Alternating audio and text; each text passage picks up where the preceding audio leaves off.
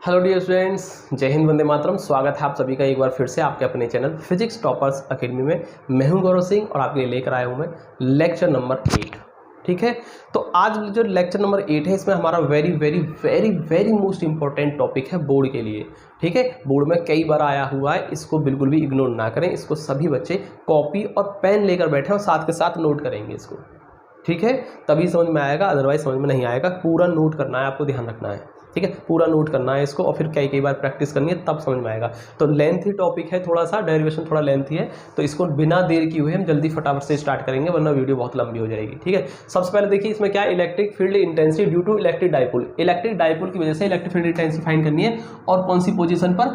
Equatorial position पर। तो ध्यान से देखेंगे, ये है हमारा इलेक्ट्रिक डाइपोल, ये रहा हमारा इलेक्ट्रिक डाइपोल। ठीक है, और ये हमारा ए बी हमारा इलेक्ट्रिक डाइपोल हो गया, जो कि -q और +q चार्ज से मिलकर बना है। ठीक है, ये बी पॉइंट है और ये हमारा ए पॉइंट है। तो ए बी हमारा डाइपोल है, -q +q चार्ज से मिलकर बना है। मिड पॉइंट हो गया इसका O, और डिस्टेंस क्या होती है टोटल 2l। तो l हाफ डिस्टेंस O हो जाएगी, यानी l हो जाएगी, और O से B तक की भी l हो जाएगी, तभी तो पूरी l और l 2l बैठेगी आपकी।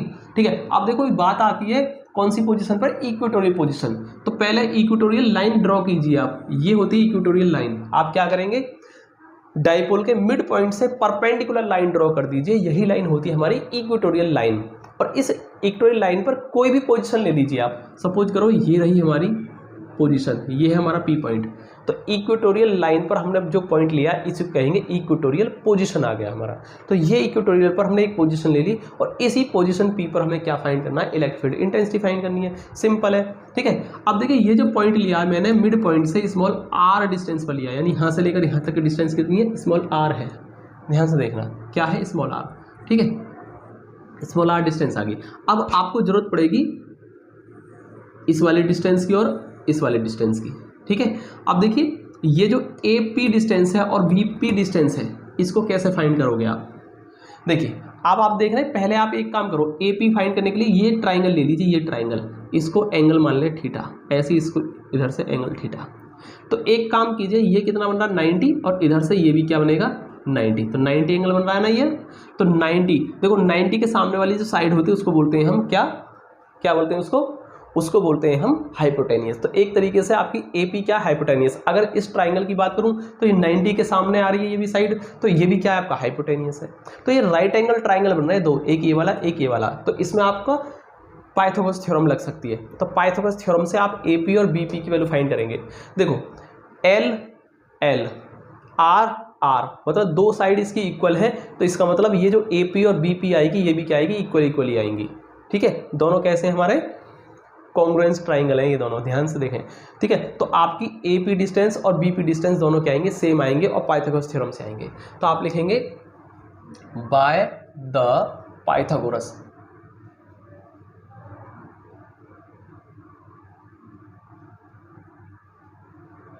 थ्योरम।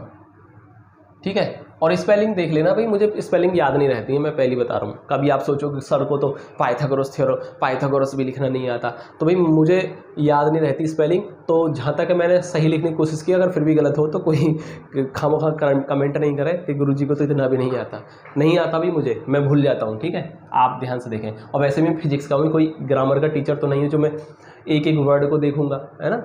फिजिक्स का टीचर हूँ, इतना तो चलता है मेरे लिए, तो चलेगा इतना। ठीक है, तो पाइथागोरस थ्योरम। ठीक है, कैसे निकालेंगे आप? AP डिस्टेंस, पहली बात तो AP और BP डिस्टेंस क्या आएगी? हमारी बराबर आएगी, यानी A से P तक की डिस्टेंस और B से P तक की डिस्टेंस बराबर आएगी। और कैसे निकालेंगे? एक तरीके से क्या है, ये हाइपोटेनियस बन रही है दोनों ट्राइंगल की, हाइपोटेनियस। तो हाइपोटेनियस कैसे निकालते हैं? हाइपोटेनियस निकालने का फॉर्मूला होता है क्या? परपेंडिकुलर का स्क्वायर प्लस बेस का स्क्वायर। यही तो होता है पाइथागोरस थ्योरम में, परपेंडिकुलर का स्क्वायर प्लस बेस का स्क्वायर। अब देखिए परपेंडिकुलर क्या है? परपेंडिकुलर तो आपका ये होगा ना भाई, इस ट्राइंगल की अगर मैं बात करूं, राइट एंगल ट्राइंगल, तो ये जो होगा हमारा R, यही क्या हमारा? परपेंडिकुलर का स्क्वायर। तो परपेंडिकुलर यानी कि R, परपेंडिकुलर का स्क्वायर प्लस बेस का स्क्वायर। बेस क्या होगा इसके अंदर? यही तो होगा L, क्या होगा? L होगा। तो बेस का स्क्वायर यानी कि L, तो L का स्क्वायर। इसमें भी आएंगे तो सेम ही आएगा। क्यों आएगा? देखो इसके लिए भी हाइपोटेनियस का स्क्वायर कैसे आएगा? परपेंडिकुलर का स्क्वायर। परपेंडिकुलर फिर से R आ गया, परपेंडिकुलर का स्क्वायर प्लस बेस का स्क्वायर, इसके लिए भी बेस कितना एल है तो एल का स्क्वायर, तो दोनों में से कोई सा भी लगा लीजिए, ठीक है, सेम आएगी। तो आई थिंक आपको इतना समझ में आया होगा। तो हमने ये डिस्टेंस फाइंड कर ली, सही है ना, ए पी और बी पी डिस्टेंस फाइंड कर ली। अब जरा ध्यान से देखेंगे, अब मैं एक काम कर रहा हूँ, प्लस क्यू चार्ज की वजह से पी पॉइंट पर इंटेंसिटी फाइंड करेंगे। तो मैंने आपको एक ट्रिक बता रखी है कि कभी भी आप किसी भी पॉइंट पर इंटेंसिटी फाइंड करें तो आप क्या करेंगे, 1 कूलम चार्ज को मान लेंगे, यानी प्लस 1 कूलम चार्ज आपको पी पॉइंट पर रखना है। प्लस में होगा रिपल्जन, तो ये प्लस प्लस को क्या करेगा, रिपल्सिव का फोर्स लगाएगा, रिपल्सिव फोर्स लगाएगा, ये प्लस प्लस को करेगा ऊपर की ओर रिपल्जन, ठीक है, रिपल्जन का फोर्स लगाएगा, ठीक है। तो इसलिए हमारा क्या आएगा, E1 हमारा ऊपर गया, ठीक। अब देखो ये minus Q charge minus plus को क्या करेगा, अट्रैक्ट करेगा, फोर्स ऑफ अट्रैक्शन, तो ये माइनस प्लस को अपनी ओर अट्रैक्ट करने की कोशिश करेगा, तो ये आ गया हमारा E2, ठीक है। अब देखिए ये जो E1 E2 है वो कहाँ मैं यहाँ दिखा रहा हूँ, जैसे P पॉइंट है हमारा, P, ये पॉइंट P है, तो ये P, ये तो है हमारा E1, ये है हमारा क्या E1, और ये जो आ रही है हमारी, ये क्या आ रही है हमारी, E2 आ रही है, ऐसे ही तो आ रही है, E1 हमारी ऐसे है और E2 हमारी ऐसे है, ये रही, थोड़ा सा और सही से दिखा देता हूँ इसको मैं, ये है हमारी E2, ठीक है, इस तरीके से है हमारा E1 E2। अब भाई ये जो है हमारा एंगल है, मान लो सपोज करो थीटा, कितना है एंगल थीटा, ये रहा, क्या कर दिया मैंने, थीटा, और इसको भी नीचे को थीटा, समझ में आया। इस चीज़ को सेम यहाँ बना रहा हूँ अलग, ताकि अच्छा समझ में आए। अब इसके 2 कंपोनेंट ब्रेक होंगे भाई, देखो एक तो ये कंपोनेंट ये आएगा और एक कंपोनेंट इसका ये आएगा, तो E1 के 2 कंपोनेंट, एक ये कंपोनेंट आ गया, एक ये, तो ये बीच में रहता है, कहने का मतलब जो 2 कंपोनेंट होते हैं ना, ये वाला बीच में रहना चाहिए, एक ऐसे आएगा और एक ऐसे आएगा, तो जिसके साथ जहाँ थीटा आ जाता है, देखो इस कंपोनेंट के साथ थीटा आ रहा है तो ये हमारा कॉस आएगा, इसके संग क्या आएगा, कॉस आता है, ध्यान रखना, जब थीटा आता है ना तो थीटा के संग हमेशा कॉस वाला कंपोनेंट आता है, तो ये क्या आएगा, इसके संग साइन आएगा, E1 साइन थीटा आ जाएगा। ऐसे इसमें आ जाओ, E2 के 2 कंपोनेंट, एक कंपोनेंट देखो ये जाएगा और एक कंपोनेंट इधर आएगा, ये एक कंपोनेंट ये हो गया, एक कंपोनेंट ये, यानी कि 2 कंपोनेंट, देखो एक कंपोनेंट नीचे और एक कंपोनेंट इधर, ठीक है। तो इसके 2 कंपोनेंट हुए, तो ये वाला जो कंपोनेंट आ रहा है इसके संग क्या है, कॉस वाले के संग कॉस आएगा, नहीं ये वाला जो आएगा ये आएगा हमारा E2 कॉस थीटा, और ये जो आएगा हमारा ये आएगा E2 साइन थीटा। इस तरीके से हमारे 2 कंपोनेंट ब्रेक हो गए। तो इन चीज़ों को मैं ऊपर दिखा देता हूँ, एक E1 साइन थीटा ऊपर गया, और ये जो जाएगा नीचे, बिल्कुल स्ट्रेट नीचे इसके E1 साइन थीटा के नीचे क्या आएगा हमारा, ये E2 साइन थीटा, ठीक है। और E1 cos theta, E2 cos theta दोनों इधर आ रहे हैं, तो ये हमारा E1 कॉस थीटा है, और ऐसे ही इधर ही कोई आ रहा हमारा E2 कॉस थीटा। समझ में आया। तो मैंने इस चीज़ को पहले यहाँ समझाया अलग, और फिर मैंने इसके अंदर दिखा दिया इसको। तो कोई भी इसको दोबारा से समझ सकता है, वीडियो को पीछे से दोबारा देख लीजिए, फिर से समझ में आ जाएगा आपका, ठीक है, फिर से समझ में आ जाएगा। इस चीज़ को मैंने सेम यहाँ लगा दिया है, ठीक है। आप देखिए, ज़रा ध्यान से देखेंगे आप, यहाँ से क्या करेंगे आप एक काम करेंगे, सबसे पहले आप मानेंगे let electric field intensity due to plus Q charge at point P point पर प्लस क्यू चार्ज की वजह से इंटेंसिटी क्या मान रखी है मैंने, E1 मानी थी, क्या मानी थी, E1 मानी थी, ठीक है, E1 मानी थी। और E1 की वैल्यू कैसे निकालेंगे हम, 1/4πε0। सपोज करो हम ये जो कर रहे हैं किस में कर रहे हैं, एयर और वैक्यूम में कर रहे हैं, तो यहाँ पर K की वैल्यू क्या आएगी, 1 आ जाएगी। तो इसलिए मैं एयर और वैक्यूम के लिए कर रहा हूँ, इसलिए यहाँ K नहीं लिखूंगा मैं, ठीक है, क्योंकि उसकी वैल्यू क्या होती है, 1 होती है ऑलरेडी। बाद में अगर किसी मीडियम में करेंगे तो यहाँ पर K लिख देंगे आप, डायरेक्टली कांस्टेंट आ जाएगा, वो लास्ट में कर दूंगा मैं। फिलहाल यहाँ पर क्या रखेंगे, इतना ही रखेंगे। और क्या होता है, Q अपॉन डिस्टेंस का स्क्वायर, डिस्टेंस क्या आएगी E1 के लिए, देखो प्लस क्यू चार्ज दे रहा, P पॉइंट पर निकालना है, यानी BP डिस्टेंस आएगी, और BP किसके बराबर है, ये रही हमारी। तो क्यों ना हम डिस्टेंस BP को क्या लिखेंगे, इतना लिख दे, का होल स्क्वायर आता है। अब स्क्वायर से अंडर रूट खत्म, और ये जो वैल्यू है ना, इस वैल्यू को मान लेते हैं हम स्मॉल k, E1 बराबर, इसको मान लिया मैंने स्मॉल k, क्योंकि बार बार अगर ये वैल्यू लिखूंगा तो बार बार लिखना पड़ेगा मुझे, तो थोड़ा टाइम लगेगा, इसलिए मैं क्या कर रहा हूँ शॉर्ट में निपटाने के लिए इस वैल्यू को स्मॉल k मान लेता हूँ। ठीक है, Q अपॉन स्क्वायर से अंडर रूट खत्म, R square plus L square आ गया। ठीक है, ये आ गई हमारी इक्वेशन नंबर फर्स्ट। और यहाँ मानेंगे हम, माना स्मॉल k बराबर 1/4 पाई एप्सिलॉन नॉट है।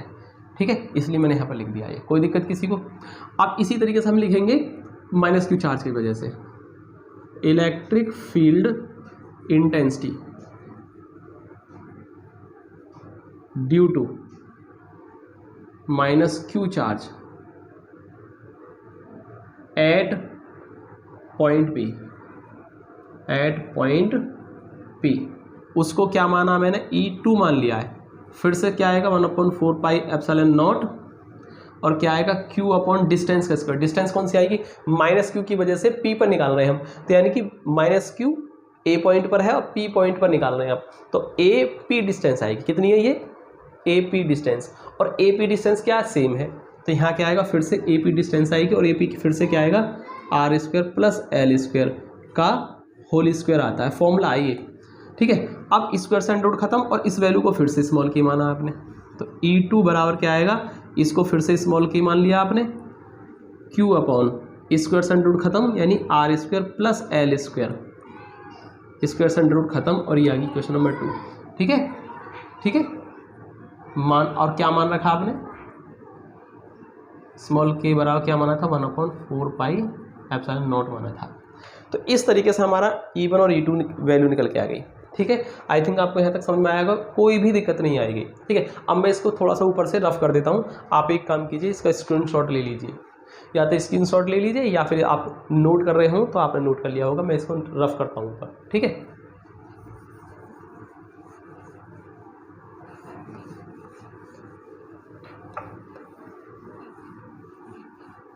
देखेंगे equation first and 2 from equation 1 and 2, first and second. ठीक है, क्या देख रहे हैं हम कि भाई E1 हमारा बराबर है E2 के, क्यों बराबर, देखो ध्यान से देखना, KQ upon R square plus L square. E2 पे आ जाइए, KQ upon R square plus L square, देख रहे हैं आप, बिल्कुल सेम टू सेम है। तो E1 की वैल्यू और E2 वैल्यू सेम है, तो हम क्या लिख रहे हैं, E1 और E2 की वैल्यू सेम है, इसलिए मैंने दोनों को लिख दिया है। ठीक है, E1 इक्वल टू E2 आ गई। अब जरा ध्यान से देखेंगे, हमें क्या काम करना है, हमें रिजल्टेंट इंटेंसिटी फाइंड करनी है। जैसे कि E1 के दो कंपोनेंट आए, E1 sine theta, E1 cos theta, दो कंपोनेंट आ गए। ठीक है, फिर E2 के दो कंपोनेंट आए, E2 साइन थीटा और E2 कॉस थीटा, यानी 4 कंपोनेंट हो गए टोटल। अब इन चारों का ही रिजल्टेंट जो होगा वही हमारा फाइनल आंसर आ जाएगा, चारों का रिजल्टेंट फाइंड करना। अब E1 E2 को छोड़िए, E1 के दो कंपोनेंट और E2 के दो कंपोनेंट, तो 2 E1 के और 2 ही E2 के कंपोनेंट हो गए, यानी 4 कंपोनेंट हो गए। इन चारों का ही रिजल्टेंट फाइंड कर लो, वही आपका क्या होगा, फाइनल आंसर होगा। तो चारों का रिजल्टेंट फाइंड करना। अब जरा ध्यान से देखेंगे, E1 sine theta and E2 sine theta, E1 sine theta और E2 साइन थीटा दोनों कैसे हैं, पहले आप एक काम करो ना, साइन वालों का रिजल्टेंट फाइंड कर लो, फिर कॉस वालों का रिजल्टेंट फाइंड कर लेंगे। भाई चारों का करना है मुझे, E1 और E1 sine theta, E2 sine theta, इन दोनों का रिजल्टेंट फाइंड कर लो। फिर बचे आपके दो, फिर इन दोनों का रिजल्टेंट फाइंड कर लो। ठीक है, तो पहले इन दोनों का रिजल्टेंट निकाल लेता हूँ मैं, पहले साइन वालों को देख लेते हैं। E1 sine theta and E2 sine theta are equal in magnitude but opposite in direction. अब आप कहेंगे सर ऐसा क्यों, चलो डायरेक्शन में अपोजिट दिखाई दे रहे हैं, E1 E2 डायरेक्शन में अपोजिट है, बट मैग्नीट्यूड में इक्वल कैसे हैं, इक्वल है, क्यों इक्वल है जरा ध्यान से देखना। E2 को रिप्लेस कर सकता हूं मैं, E2 को E1 से रिप्लेस कर सकता हूं ना, क्योंकि E2 E1 के बराबर है, तो E2 को रिप्लेस कर दो E1 से, तो क्या हो जाएगा ये हमारा, इसको मैं क्या लिख सकता हूं, इसको लिख सकता हूँ, देखो E2 को मैं E1 लिख सकता हूँ साइन थीटा, लिख दिया ना, ठीक है। ये एरो लगाया मैंने, एरो, इसको मैंने यहाँ लिख दिया है, सामने जगह ना है ना, तो आप बराबर इक्वल करके इसके सामने लिख लेंगे, बट मैंने क्या कर दिया, एरो लगा के नीचे लिख दिया। देखो E2 E1 के बराबर है, तो क्यों ना E2 को मैं E1 से रिप्लेस कर दूं, तो E2 को जैसे मैंने E1 लिखा तो ये हो जाएगा E1 साइन थीटा। अब आप देख रहे हैं E1 sine theta, E1 sine theta, क्यों बराबर है, क्योंकि E2 E1 बराबर है, इसलिए मैंने E2 को हटाकर E1 लिख सकता हूं मैं, क्योंकि बराबर है इसलिए लिख सकता हूं। तो E1 साइन थीटा हो गया, ये भी E1 साइन थीटा हो गया। अब आप देख रहे हैं E1 साइन थीटा इधर, E1 साइन थीटा नीचे, दोनों इक्वल है और अपोजिट डायरेक्शन में, अपोजिट डायरेक्शन के लिए घटाना पड़ता है। तो E1 साइन थीटा में से E1 साइन थीटा घटाएंगे तो सेम में से सेम घटा के कट के 0, तो इसलिए ये दोनों कैंसिल आउट हो गए एक दूसरे से, नेग्लेक्ट हो गए एक दूसरे से, ठीक है। तो आप लिखेंगे so they will be neglect with each other, ये एक दूसरे से निगलेक्ट हो गए, ठीक है। अब सपोज करो ये 5 है और ये भी 5 है, 5 में से 5 घटाएंगे तो 0 ही तो आएगा, इसलिए काट सकते हो आप 5 - 5, क्योंकि घटाना पड़ेगा आपको, इसलिए, ठीक है, अपोजिट के लिए घटाना पड़ेगा। तो ये तो हमारे देखो 4 कंपोनेंट में से 2 तो ऑलरेडी खत्म हो गए, अब बचे आपके 2, E1 cos theta, E2 cos theta. ये नहीं कटेंगे, क्यों, क्योंकि सेम डायरेक्शन में, अपोजिट डायरेक्शन में हो तो घटाओ, सेम डायरेक्शन में हो तो जोड़ना पड़ता है, तो अब आपको दोनों को ऐड करना पड़ेगा, ठीक है। अब जरा देखेंगे आप क्या करेंगे, जरा ध्यान से देखना, मैं क्या करता हूं इसमें, ध्यान से देखना। अब मैं निकालूंगा resultant intensity at point P point पर रिजल्टेंट इंटेंसिटी फाइंड करूंगा मैं। कैसे करूंगा, देखो E1 E2 की वैल्यू मुझे रफ करनी पड़ेगी, या एक काम कर देता हूं मैं, इसको यहां से रफ कर देता हूं, डायग्राम की जरूरत पड़ेगी, इसको रफ कर देता हूं यहां से मैं, ठीक है। ध्यान से देखेंगे, इसको रफ कर देता हूं मैं,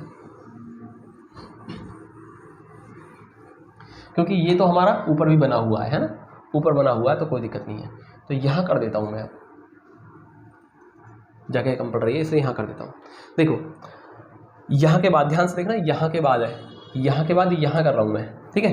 रिजल्टेंट इंटेंसिटी फाइंड करनी है मुझे P पॉइंट पर, कैसे करेंगे हम, सपोज करो वो E है, कैसे करेंगे हम, E1 cos थीटा और E2, भाई 2 तो हमारे साइन वाले कंपोनेंट तो खत्म हो गए, बचे कौन से हमारे 2, यही तो बचे, कॉस वाले तो बचे, बस कॉस वालों की वजह से ही रिजल्टेंट इंटेंसिटी आ जाएगी, चारों की वजह से आती, 2 ऑलरेडी खत्म हो गए, बचे 2, दोनों को कर लीजिए, फाइनल रिजल्ट आ जाएगा आपके सामने। तो देखिए E बराबर क्या होगा, दोनों सेम डायरेक्शन में है, E1 cos theta, E2 cos theta, same direction के लिए हमेशा ऐड होता है। तो क्या करेंगे हम, E1 cos theta plus E2 cos theta, दोनों को ऐड कर देंगे हम रिजल्टेंट फाइंड करने के लिए। अब क्या लिखेंगे हम, but E1 is equal to E2 है, E1 इज E2 और E1 बराबर है, यानी E1 और E2 क्या है, हमारे बराबर है, ठीक है।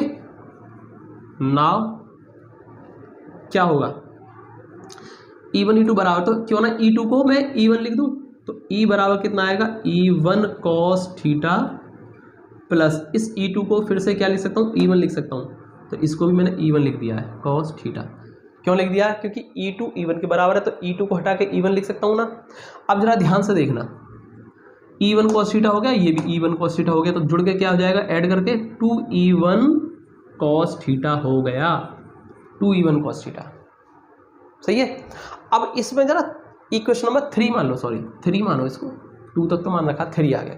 अब इक्वेशन 3 में देखिए E1 आ रहा है, cos थीटा आ रहा है, E1 की वैल्यू तो आपको मालूम है, ये रही E1 की वैल्यू तो यहाँ आ जाएगी, ये वाली E1 की वैल्यू तो आपको दे रखी है, आप लिख दोगे, बट इसमें cos थीटा हो रहा है। अब आपको cos थीटा फाइंड करना, पहले cos थीटा अगर आप फाइंड कर लेते हैं तो आपकी कोई समस्या नहीं रहेगी, E1 और cos थीटा की वैल्यू रख करके इसी को सॉल्व कर देंगे और कैलकुलेट करते चले जाइए, फाइनल आंसर आपके सामने आ जाएगा, ठीक है। मैं ऊपर से रफ कर देता हूँ, मैं ज़रा इसको ऊपर से इसको रफ कर देता हूँ, क्योंकि मुझे ज़रूरत पड़ेगी स्पेस की।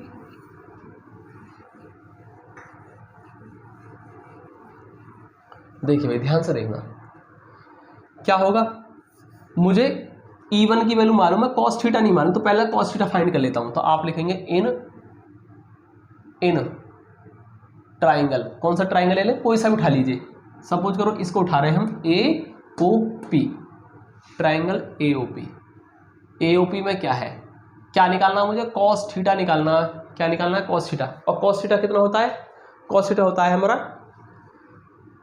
क्या होता है हमारा, हाइपोटेनियस अपॉन नहीं, ये होता है हमारा बेस। कॉस थीटा होता है हमारा बेस अपॉन हाइपोटेनियस। ओके, याद होगा आपको, cos theta base upon hypotenuse. ठीक है, अब जरा ध्यान से देखेंगे, बेस क्या है हमारा, इसमें बेस क्या है हमारा, एल, क्या है, एल है। ठीक है, और हाइपोटेनियस क्या है हमारा, ये रहा AP, और AP मैंने क्या बताया था आपको, √r² प्लस L²। सही है, और इसको मैं क्या लिख सकता हूँ, L upon r² plus L²। ठीक है, और देखो अंडर का मतलब होता है पावर हाफ, हाफ मतलब 1/2, तो अंडर हटाकर मैंने 1/2 कर दिया पावर। ठीक है, ये आ गया हमारा cos थीटा की वैल्यू। अब आ जाइए थर्ड में आ जाइए, आप क्या करेंगे, put the value of E1 and cos theta, E1 और cos theta in equation number 3। कैसे रखेंगे, देखो E = 2 इंटू E1 की वैल्यू दे रखी है आपके सामने, रख दो, क्या है, KQ upon r² plus L²। ठीक है, इंटू cos थीटा, और cos थीटा कितना है आपका, ये रहा L upon r² plus L² की पावर हाफ। सही है, इतना आपको समझ में आ रहा होगा। अब मैं इसको रफ कर देता हूँ पूरे को, क्योंकि अब मुझे इसकी ज़रूरत नहीं पड़ने वाली। अब मैं इसको पूरा रफ कर देता हूँ यहाँ से।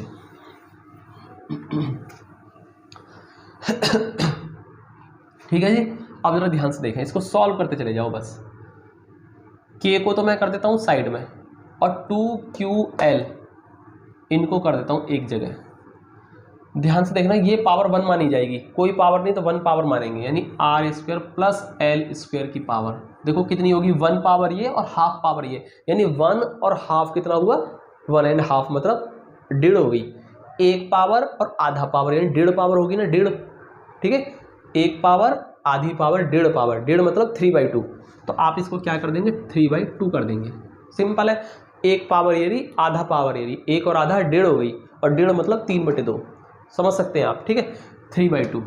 ठीक है, आइए ध्यान से देखो, 3 को थोड़ा सही से बना दूंगा, 3/2। ठीक है, अब ये चीज़ देखिए 2QL, बट P होता है हमारा Q इंटू 2L। बताया था मैंने, इलेक्ट्रिक डाइपोल मूवमेंट बताया था, चार्ज और दोनों चार्जेस के बीच की डिस्टेंस का मल्टीप्लिकेशन इलेक्ट्रिक डाइपोल मूवमेंट होता है। ठीक है, और इसको हम क्या कर सकते हैं, 2QL भी लिख सकते हैं शॉर्ट में। और क्या है ये इलेक्ट्रिक डाइपोल मूवमेंट है। क्या ये इलेक्ट्रिक डाइपोल मूवमेंट है। ठीक है, तो इसलिए इसको उठा करके मैं 2QL की जगह पे क्या लिख सकता हूँ, P लिख सकता हूँ। तो इस 2QL की जगह P लिख सकता हूँ, तो कितना हो जाएगा, E बराबर K आपका बाहर, और 2QL जो कि हमारा किसके बराबर, P के। तो इसको लिख देता हूँ मैं P upon r² plus L² की पावर 3/2। सही है, कोई दिक्कत किसी को, समझ में आया। इसका रीज़न P कहाँ से आया, यहाँ से आया। ठीक है, अब फिर से वही कंडीशन लगानी है, बट हम जानते हैं L is very very less than comparable to R। ये मैंने आपको कंडीशन लास्ट वाले, यानी इससे पिछला वाला जो मैंने आपको डेरिवेशन कराया था, ठीक है, एक्सियल पोजीशन वाला, उस पर भी मैंने यही कंडीशन ली थी सेम। सो वी विल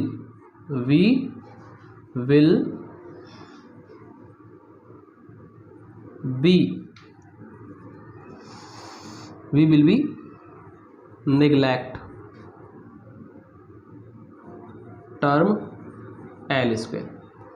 ठीक है, तो L² को छोड़ सकते हैं हम, L² को छोड़ दीजिए आप। ठीक है, अब मैं इसमें क्या कर देता हूँ, देखो इस पूरे को रफ कर देता हूँ इधर से, अब इसकी ज़रूरत नहीं पड़ने वाली, मुझे रफ कर देता हूँ पूरे को। ठीक है, ध्यान से देखेंगे इधर, तो एल स्क्वायर को छोड़ देंगे हम तो कितना हो जाएगा ई इजकल टू स्मॉल के, ठीक है।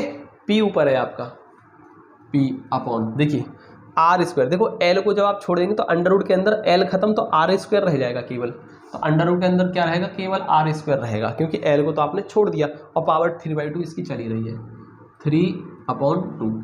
इस 2 से ये वाली पावर 2 खत्म हो जाती है, ठीक है। तो क्या बचेगा स्मॉल के पी अपॉन आर की पावर 3 बचा, ठीक है। अब आप क्या करेंगे, फिर से के की वैल्यू क्या मानी थी आपने स्टार्टिंग में, के की वैल्यू क्या मानी थी 1/4 पाई एप्सिलॉन नॉट, याद हो तो आपको, ठीक है। देख लीजिए आप, अगर आपने नोट किया हो तो देख लीजिए, इसकी वैल्यू आपने के रखी थी, अब आप फिर से के को सेम वैल्यू पुट कर देंगे लास्ट में आकर के, ठीक है। और के की वैल्यू ये है 1/4 पाई एप्सिलॉन नॉट, ये रखना जरूरी है लास्ट में, ये मत छोड़ देना, यहीं पर छोड़, कुछ बच्चे यहीं छोड़ देते हैं के पी अपॉन आर की पावर 3 यहीं छोड़ देते हैं डेरिवेशन को, तो यहाँ पर आधा मार्क्स आपका बोर्ड में कट जाएगा। आप इसको जरूर रखेंगे, ठीक है। स्पेशल सजेशन है मेरा आपके लिए, ये गलती ना करें, कुछ बच्चे यहीं छोड़ देते हैं और ख़त्म, ठीक है। आप इस के की वैल्यू को इतना जरूर लिखेंगे, अगर आप इतना ही छोड़ देते हैं तो ये 2 स्टेप जो आपने यहाँ नीचे लिए ना, इस स्टेप के मार्क्स कट जाते हैं, यानी हाफ मार्क्स आपका गया बोर्ड में। तो ये गलती ना करें, पूरा डेरिवेशन करने के बाद सिर्फ ये वैल्यू पुट करने के लिए आप आधा नंबर क्यों दें बोर्ड में, क्यों कटवाएं आधा नंबर, इसलिए आप इसको जरूर रखेंगे। और पी अपॉन आर की पावर 3, ये बन के आपका डेरिवेशन यहाँ कंप्लीट हो जाता है, फाइनल रिजल्ट आपका सामने आ गया, ठीक है। अब देखो ये तो बताया था ना मैंने एयर और वैक्यूम के लिए है, इसमें के नहीं आ रहा, मतलब एयर और वैक्यूम के लिए, क्योंकि के की वैल्यू मैंने ऑलरेडी 1 ले रखी है। अब आप क्या करेंगे, फॉर एनी मीडियम, किसी अलग मीडियम में कर रहे हैं आप, एयर वैक्यूम के अलावा किसी मीडियम में कर रहे हैं, तो आपको डाइलेक्ट्रिक कांस्टेंट के लेना है 1/4 पाई एप्सिलॉन नॉट, और कैपिटल के आपको यहाँ लेना है, स्मॉल नहीं। ये वैल्यू तो है स्मॉल के, इस पूरे को मान रखा है स्मॉल के, लेकिन यहाँ जो आता है ना कैपिटल के, ये है आपका डाइलेक्ट्रिक कांस्टेंट ऑफ मीडियम, तो ये यहाँ लेना जरूरी है। अगर किसी मीडियम में कर रहे हैं तो उसका कांस्टेंट डाइलेक्ट्रिक कांस्टेंट लेना जरूरी है, इसलिए यहाँ पर के जरूर लिखेंगे आप, पी अपॉन आर की पावर 3। तो ये हो जाएगा किसी मीडियम में, ये किसी मीडियम में आ गई इंटेंसिटी, ये एयर और वैक्यूम में आई है, तो आप इसको लिख देंगे फॉर एयर और वैक्यूम, ठीक है। और ये आएगा एनी मीडियम, ठीक है। और यहां लिखेंगे वेयर कैपिटल के इक्वल टू क्या है, dielectric constant of medium, dielectric constant of medium, सही है। ये हो जाता है इस तरीके से, तो आपका डेरिवेशन हो गया complete. Very very very most important. अब देखिए कुछ बच्चे कहेंगे कि सर अभी ठीक से समझ में नहीं आया, आपके नहीं, किसी के समझ में नहीं आता पहली बार में, ठीक है। मेरे भी नहीं आया था, मैं देखो ये समझ में आते हैं बार बार प्रैक्टिस करने से। अब आप एक काम कीजिए, इस वीडियो को ना 2 बार देखिए, 3 बार देखिए, और साथ के साथ करते जाइए रफ कॉपी पर, ठीक है। उसके बाद देखना आपको अपने आप आ जाएगा करना। और अगर फिर भी नहीं आता तो आप मुझे कमेंट करके बताएंगे कि सर इसको दोबारा करा दो, तो मैं इसको दोबारा भी करा दूंगा। ऐसा नहीं है कि मैंने एक बार करा दी फिर नहीं कराऊंगा मैं। अगर आप मुझे कमेंट करके कहते हैं सर इसको दोबारा करा दीजिए, तो मैं इसको दोबारा भी कराऊंगा, ठीक है। तो बिल्कुल टेंशन वाली कोई बात नहीं है, बिल्कुल आप पहले अपनी तरफ से कोशिश कीजिए, 1 बार 2 बार 3 बार वीडियो देखिए और करके देखिए। पहले आप अपनी तरफ से पूरी कोशिश कीजिए, जब उसके बाद भी अगर नहीं आता है तो आप मुझे कमेंट करके बताएं, मैं आपको इसको दोबारा भी करा दूंगा, ठीक है। चलिए तो फिर मिलते हैं अगले वीडियो में। जय हिंद।